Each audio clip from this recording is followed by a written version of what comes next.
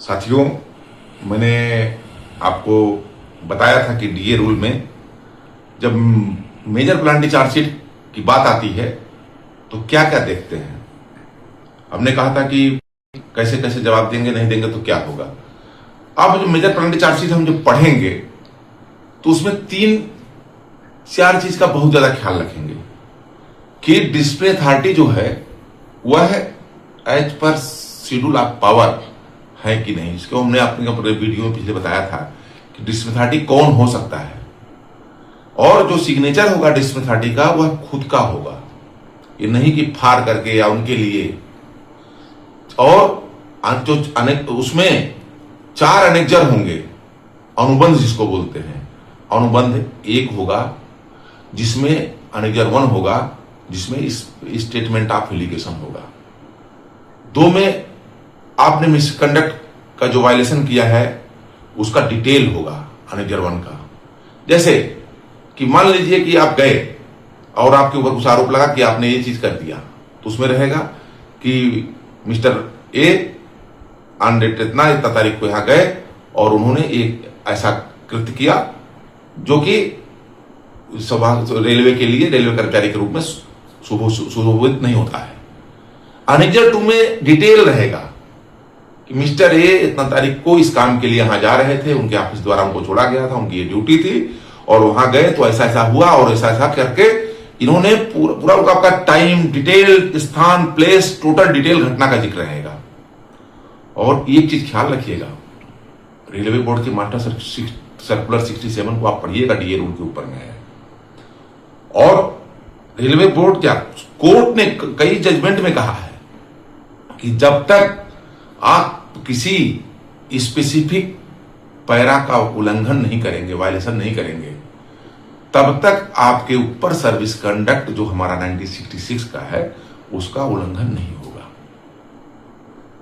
तो DA rule जो है 1968 है, सर्विस कंडक्ट 1966 है। इसके ऊपर हम एक अलग वीडियो बनाएंगे। तो आपके ऊपर क्या रूल का आप वायलेशन किए हैं, किसी मैनुअल का, कोड का, जीआरएसआर, आपका मैनुअल जो भी सब्जेक्ट का है उसका जिक्र होगा, फिर सर्विस कंडक्ट का जिक्र होगा। तीसरी चीज कि अनेक्जर 3 क्या होगा। अनेक्जर 3 में आपके रिलायड अपॉन डॉक्यूमेंट होंगे, संबंधित दस्तावेज जिसके ऊपर चार्ज को फ्रेम किया जाएगा। और ख्याल रखिएगा, अनेक्जर 3 में ही आपके जो रिपोर्ट होती है फैक्ट फाइंडिंग की, उनके कागजात लगे रहते हैं, किसी के बयान लगे रहते हैं।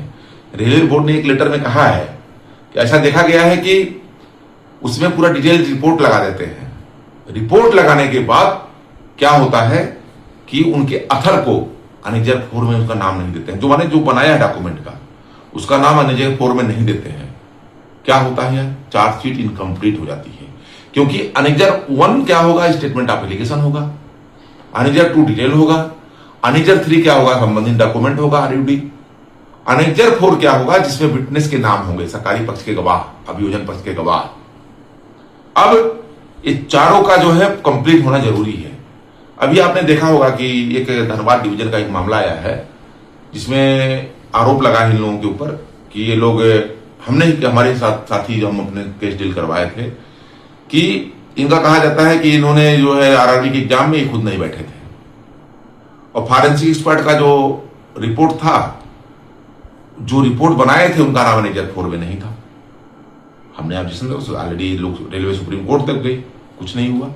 अभी बोला है कि उसके चार्जशीट को में अनेक्जर 4 को जोड़ करके आप फिर से इंक्वायरी प्रोसीड कीजिए।